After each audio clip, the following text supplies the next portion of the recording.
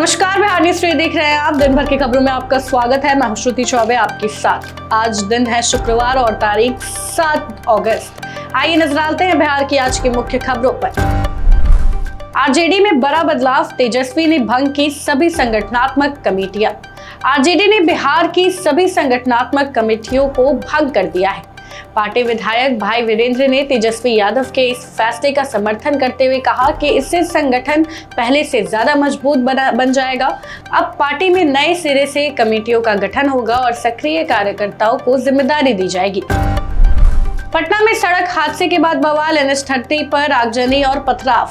Patna city में सड़क हादसे में 27 वर्षीय युवक की मौत के बाद लोगों का गुस्सा फूट पड़ा। आक्रोशित लोगों ने NH30 जाम कर प्रदर्शन किया और कई वाहनों में आग लगा दी गई। हालात बिगड़ने पर पुलिस मौके पर पहुंची और उन पर पथराव भी किया गया। फिलहाल इलाके में भारी पुलिस बल तैनात है और स्थिति पर नजर रखी जा रही है। जेडीयू का जेनजी प्लान, युवाओं तक पहुंचाएंगे विकास की कहानी। बिहार के स्वास्थ्य मंत्री निशांत कुमार ने जेडीयू के युवा कार्यकर्ताओं से जेनजी तक पार्टी के विचारधारा और विकास कार्य को पहुंचाने की अपील की है। उन्होंने कहा है कि युवाओं को वर्ष 2005 के बाद बिहार में हुए बदलावों की जानकारी देना जरूरी है।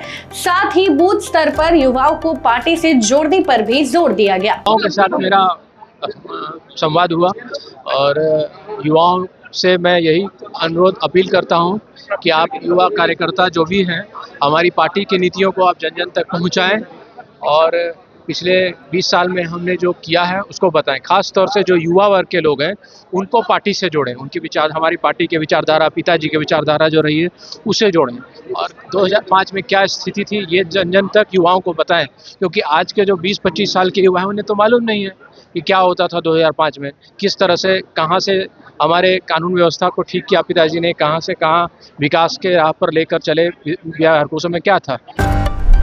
बिहार के सरकारी स्कूलों में बड़ा बदलाव, कक्षा 6 से कंप्यूटर पढ़ाई होगी अनिवार्य। बिहार सरकार के शिक्षा मंत्री मिथिलेश तिवारी ने कहा है कि कक्षा 6 से +2 तक के सरकारी स्कूलों में कंप्यूटर शिक्षा अनिवार्य करने की तैयारी की जा रही है। शिक्षा विभाग इस प्रस्ताव पर काम कर रहा है और इसे जल्द इसकी आधिकारिक घोषणा की जाएगी। वहीं शिक्षा मंत्री ने स्पष्ट किया कि TRE 4 शिक्षक भर्ती की प्रक्रिया जारी है और इसकी अधियाचना वापस नहीं हुई है। TRE 4 के कोई संशय नहीं है। TRE 4 की अधियाचना BPSC को चली गई। हाँ, नहीं फिर से क्या, एक बार जो अधियाचना गई है वही गई है और ये खबरें भ्रामक है कि अधियाचना लौटाई गई है, ऐसी कोई सूचना नहीं है। ये स्मार्ट नहीं, ये देखिए अब हार्ड वर्किंग का जमाना नहीं है, अब स्मार्ट वर्किंग का जमाना है और हम सभी जनप्रतिनिधियों के पास समय की कमी रहती है। हम कोई भी इनपुट अपने PA PS से ही मांगते हैं, इसीलिए अब जरूरत है। आज माननीय मुख्यमंत्री जी ने साफ कहा कि जो PA और PS इस कंप्यूटर नहीं जानता है उसे हटा देने की ज़रूरत है। वो अनस्किल्ड PA और PS साथ रहेगा तो उस जनप्रतिनिधि को आगे काम करने में दिक्कत होगी। नीट यूजी काउंसलिंग का नया शेड्यूल जारी, 10 अगस्त से फिर मिलेगा मौका। नीट यूजी 2026 काउंसलिंग का अगला राउंड 10 से 12 अगस्त के बीच आयोजित किया जाएगा। इस चरण में खाली बची मेडिकल सीटों पर दोबारा एडमिशन का मौका मिलेगा। जिन उम्मीदवारों ने पहले सीट मिलने के बाद भी प्रवेश नहीं लिया था वे भी इस राउंड में शामिल हो सकेंगे। CBSE का बड़ा अपडेट, 9 अगस्त तक मंगा सकते हैं आंसर शीट की स्कैन कॉपी।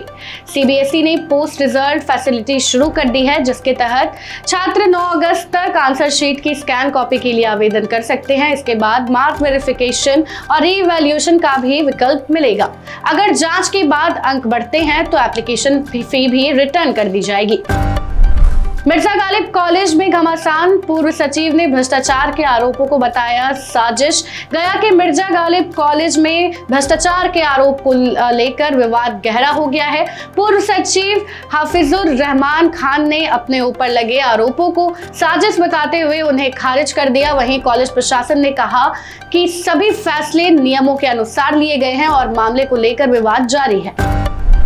बिहार में अवैध खनन पर सख्ती, 1000 खनन सिपाहियों की होगी भर्ती। बिहार सरकार ने अवैध खनन और खनिज तस्करी रोकने के लिए 1000 खनन सिपाहियों की भर्ती करने का फैसला लिया है। इसके साथ ही दूसरे राज्य से आने वाले खनिज वाहनों में GPS लगाना अनिवार्य होगा। सरकार का कहना है कि इससे निगरानी मजबूत होगी और अवैध खनन पर प्रभावी रोक लगेगी। सहरसा की डीपीओ पर ईओयू की बड़ी एक्शन, 4 ठिकानों पर छापेमारी। आर्थिक अपराध इकाई ने सहरसा के जिला कार्यक्रम पदाधिकारी अजित कुमार के खिलाफ आय से अधिक संपत्ति के मामले में केस दर्ज किया है। शुक्रवार सुबह उनके 4 ठिकानों पे एक साथ छापेमारी की गई। ईओयू का दावा है कि शुरुआती जांच में उनकी आय से अधिक कम से कम 72.35% संपत्ति होने के प्रमाण मिले हैं। पटना मेट्रो के लिए बदला ट्रैफिक रूट, कई रास्तों पर डाइवर्जन लागू। पटना मेट्रो के निर्माण कार्य को तेज करने के लिए बेली रोड पर नया ट्रैफिक रूल लागू कर दिया गया है। कई रास्ते पर वाहनों का रूट बदल दिया गया है। कुछ हिस्सों में आवाजाही सीमित कर दी गई है। ट्रैफिक पुलिस ने लोगों से नए रूट का पालन करने की अपील की है। पीएमसीएच में लिफ्ट को लेकर मारपीट, अस्पताल में मची अफरा तफरी। पटना के पीएमसीएच की नई बिल्डिंग में लिफ्ट में पहले चढ़ने को लेकर 2 पक्षों के बीच विवाद हो गया। देखते ही देखते ये विवाद मारपीट में बदल गया और अस्पताल परिसर में अफरा तफरी मच गई। पुलिस ने मामला दर्ज कर सीसीटीवी फुटेज के आधार पर आरोपियों की पहचान शुरू कर दी है। मुजफ्फरपुर में छात्राओं का हंगामा, स्कूल की बदहाल व्यवस्था के खिलाफ सड़क जाम। मुजफ्फरपुर में बुनियादी सुविधाओं की कमी से नाराज छात्राओं ने मुजफ्फरपुर छपरा हाईवे जाम कर प्रदर्शन किया। छात्राओं का आरोप है कि स्कूल में बैठने की व्यवस्था, पीने का पानी और शौचालय जैसी जरूरी सुविधाएं नहीं है। बाद में स्थानीय लोगों के समझाने पर प्रदर्शन समाप्त हुआ। नेपाल की बारिश का असर, बिहार की नदियों का जलस्तर बढ़ा।